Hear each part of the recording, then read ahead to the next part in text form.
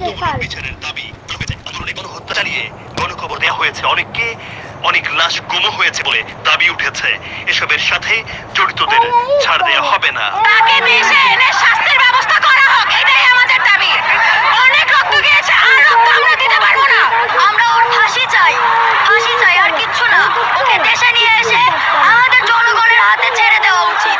আমাদের যে শহীদ ভাই বোনেরা এখনো অসুস্থ, সুস্থ হতে পারেনি, সবার খোঁজ খবর নিয়ে সবাইকে খুব দ্রুত চিকিৎসা দিতে হবে। শহীদ মার্চে বৈষম্য বিরোধী ছাত্র আন্দোলনের সমন্বয়করা বলছেন, ক্ষমতাচ্যুত সরকারের প্রধানমন্ত্রী শেখ হাসিনাকে ভারত থেকে দেশের মাটিতে এনে দ্রুত বিচারের আওতায় আনতে হবে। দিল্লির সাথে আমাদের বন্দি বিনিময় চুক্তি আছে, সেই চুক্তির চুক্তিদাতাকে আমরা চাই শেখ হাসিনাকে দেশে আনতে এবং বিচারিক প্রক্রিয়ায় তার যাতে একটা সুষ্ঠু তদন্ত সাপেক্ষে বিচার করা হয়। কারণ এটা জনগণের কাছে খুবই স্পষ্ট যে তিনি আসলে গণহত্যার সরাসরি হুকুমদাতা এবং গণহত্যার নির্দেশদাতা, সুতরাং তার সর্বোচ্চ শাস্তি আমরা আশা করছি। 1971 সালে কিন্তু আমরা দেশ স্বাধীন করেছি স্বাধীনভাবে বেঁচে থাকার জন্য, কিন্তু এই আওয়ামী লীগ ফ্যাসিবাদী সরকার 15 বছর থেকে তারা অন্যায়ভাবে এই দেশের মানুষের কিন্তু উপর জুলুম, নির্যাতন, অত্যাচার চালিয়েছে।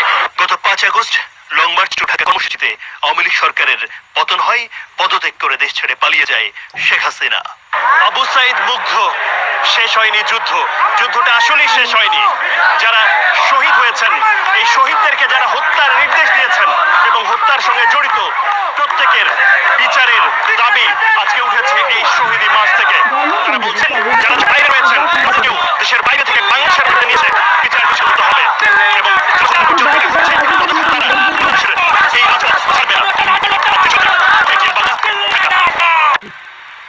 শহীদ মার্চ কর্মসূচি শেষে পাতা পাতা রিপোর্ট করেছে বৈষম্য ছাত্র আন্দোলন। রাতে কিছু দিনের 5টি দাবি তুলে ধরেন আন্দোলনের সমন্বয়ক আবু বাকের মজুমদার। তিনি যারা গণহত্যাকারীদের দ্রুত গ্রেফতার এবং প্রশাসনের দুর্নীতিবাজ ও ফ্যাসিস্টদের দোষরদের চিহ্নিত করে বিচারের আওতায় আনা সহ এসব শাস্তি বাস্তবায়ন করতে হবে। এই সময় সমন্বয়ক সার্জিস আলম ও হাসান আব্দুল্লাহ বলেন, লক্ষাধিক ছাত্র জনতার এই সমুদ্র স্রোত প্রমাণ করে শহীদের রক্তে রঞ্জিত অভ্যুত্থান কখনো বৃথা যেতে পারে না। গণহত্যাকারীদের দ্রুত গ্রেফতার বিচার করতে হবে। আমাদের দ্বিতীয় দাবি, শহীদ পরিবারদের আর্থিক ও আইনি সহযোগিতা দ্রুত নিশ্চিত করতে হবে। আমাদের তৃতীয় দাবি, প্রশাসনের দুর্নীতিবাজ ও ফ্যাসিস্টের দোষরদের চিহ্নিত করে বিচারের আওতায় আনতে হবে। আমাদের চতুর্থ দাবি, গণভবনকে জুলাই স্মৃতি জাদুঘর ঘোষণা করতে হবে। আমাদের সর্বশেষ দাবিটি হচ্ছে রাষ্ট্র পুনর্গঠনের রোডম্যাপ দ্রুত সময়ের মধ্যে ঘোষণা করতে হবে।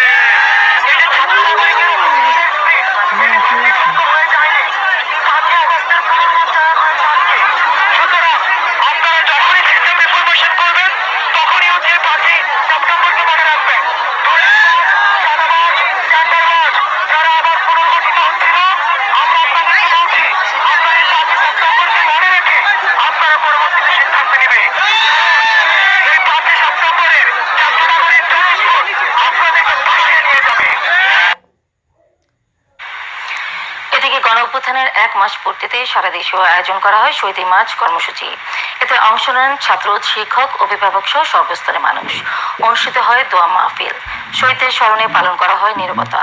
জেলা প্রতিনিধিদের পাঠানো তথ্যচিত্রে আরো জানাচ্ছেন সাইদুল আলম। শহীদ মার্চ কর্মসূচিতে চট্টগ্রামের 16 শহর স্টেশন থেকে কর্মসূচি শুরু করে বৈষম্য বিরোধী ছাত্র আন্দোলন। স্লোগানে স্লোগানে মুখর মিছিলে অংশ নেন হাজার হাজার মানুষ। এ সময় দেশ জুড়ে চলা লুটপাট, চাঁদাবাজি, সিন্ডিকেট ভাঙার প্রত্যয় ব্যক্ত করেন ছাত্র জনতা। কুমিল্লায় নগরের ঈদগাহ মাঠ ও কুমিল্লা জেলা স্কুল থেকে শহীদ মার্চের 2টি পদযাত্রা বের হয়। অংশ নেন স্কুল, কলেজ, বিশ্ববিদ্যালয়ের শিক্ষার্থী সহ লাখো জনতা। স্বৈরশাসক শেখ হাসিনার পতনের 1 মাস পূর্তিতে বিকেলে সিলেট মহানগরীর চৌহাট্টা এলাকা থেকে শহীদ মার্চের পদযাত্রা শুরু প্রদক্ষিণ করেন নগরীর বিভিন্ন গুরুত্বপূর্ণ সড়ক।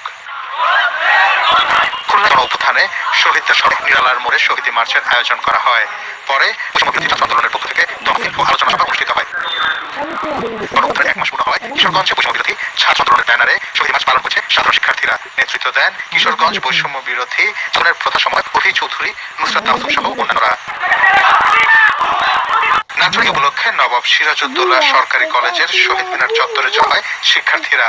পরে ছাত্র জনতার গণ আন্দোলনে নিহতদের স্মরণে কোরআন তেলাওয়াত ও নীরবতা পালন করেন তারা। রাঙামাটি সরকারি কলেজের পতাকা চত্বর থেকে শহীদ মার্চ শুরু হয়। পরে এটি শহীদ মিনারে গিয়ে শেষ হয়। এ সময় শিক্ষার্থীরা বৈষম্য বিরোধী ছাত্র আন্দোলনে নিহতদের স্মরণে 1 মিনিট নীরবতা পালন করা হয়। শরীয়তপুরের সরকারি কলেজ ক্যাম্পাস থেকে শিক্ষার্থীদের মিছিল বের হয়। মিছিলটি প্রধান সড়ক অতিক্রম করে কেন্দ্রীয় শহীদ মিনারে গিয়ে শেষ হয়। সিরাজগঞ্জে কেন্দ্রীয় কর্মসূচির অংশ হিসেবে শহরের মুক্তির সোপান শহীদ মিনার থেকে মিছিল বের করে শিক্ষার্থীরা। মিছিলটি শহরের বিভিন্ন সড়ক প্রদক্ষিণ করে পুনরায় মুক্তির সোপানে গিয়ে শেষ হয়। পরে শহীদদের স্মরণে নীরবতা পালন ও দোয়া মোনাজাতে অংশ নেন শিক্ষার্থীরা। Bureau report, ATN Bangla. গণহত্যাকারী ফ্যাসিবাদী দল আওয়ামী লীগের নেতৃত্বাধীন জোটের বিচার শেষ না হওয়া পর্যন্ত কোনো কার্যক্রম চালাতে পারবে না। উপদেষ্টা পরিষদের ৫ম বৈঠক শেষে ফরেন সার্ভিস একাডেমিতে প্রেস ব্রিফিংয়ে এই সিদ্ধান্ত জানান অন্তর্বর্তীকালীন সরকারের অন্যতম উপদেষ্টা আসিফ মাহমুদ।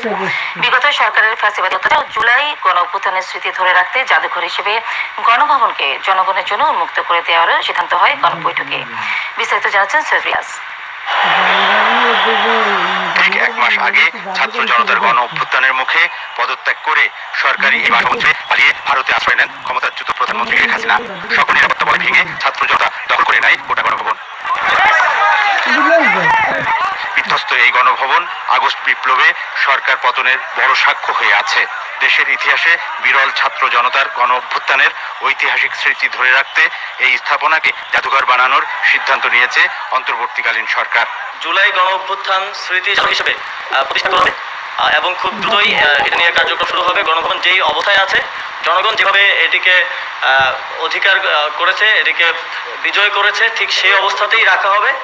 এর মধ্যে ভেতরে আমরা একটি জাদুঘর প্রতিষ্ঠা করব যাতে এই অভ্যুত্থানের স্মৃতি সংরক্ষিত থাকে। এ বিষয়ে আজকের উপদেষ্টা পরিষদের যেই বৈঠক সেখানে সিদ্ধান্ত গৃহীত হয়েছে।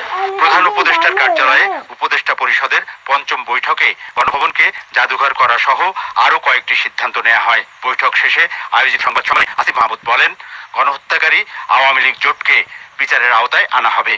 আমরা ইতিমধ্যেই দেখতে পেয়েছি বিভিন্ন ভাবেই যেই ফ্যাসিবাদী পরাজিত শক্তি তাদেরকে পুনর্বাসন করার মতো বিভিন্ন কর্মসূচিও আমরা কিছু কিছু জায়গায় দেখতে পেয়েছি।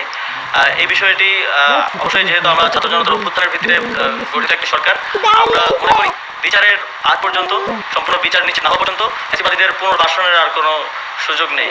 উপদেষ্টা পরিষদের বৈঠকে বন্যা দুর্গতদের পুনর্বাসন ও শ্রমিক অঙ্গনের বিশৃঙ্খলা নিরসনে কমিশন গঠনের সিদ্ধান্ত নেওয়া হয়। এছাড়াও জাতীয় জিন ব্যাংক ব্যবস্থাপনা নীতিমালা 2024-এর খসড়া অনুমোদন দেয় উপদেষ্টা পরিষদ। স্মৃতিকে ধরে রাখার জন্য এটিএন বাংলা, ঢাকা। ভারতের রাজধানী দিল্লিতে বসে শেখ হাসিনাকে বাংলাদেশের বিষয়ে কোনো বক্তব্য বিবৃতি না দেবার আহ্বান অন্তর্বর্তীকালীন সরকারের প্রধান উপদেষ্টা ডক্টর মোহাম্মদ ইউনূস। ছাত্র জনতার গণঅভ্যুত্থানে পালিয়ে ভারতে আশ্রয় নেওয়া শেখ হাসিনা সম্পর্কে একটি বক্তব্যকে অবৈধ আচরণ মন্তব্য করে তিনি বাংলাদেশ ফেরত যাওয়ার আগ পর্যন্ত তাকে চুপ থাকতে হবে। রাষ্ট্রীয় অতিথি ভবন যমুনায় ভারতীয় বার্তা সংস্থা পিটিআইকে দেওয়া সাক্ষাৎকারে প্রধান উপদেষ্টা বলেন, বাংলাদেশ যখন ভারতের সঙ্গে শক্তিশালী সম্পর্ককে মূল্য দেয় তখন নয়াদিল্লিকে অবশ্যই আওয়ামী লীগ ছাড়া দেশের অন্য সব রাজনৈতিক দলকে ইসলামপন্থী হিসেবে আখ্যায়িত করা বন্ধ করতে হবে। শেখ হাসিনা ছাড়া বাংলাদেশ আফগানিস্তানে পরিণত হবে, তা ভাবার কোনো কারণ নেই বলে মনে করেন উপদেষ্টা।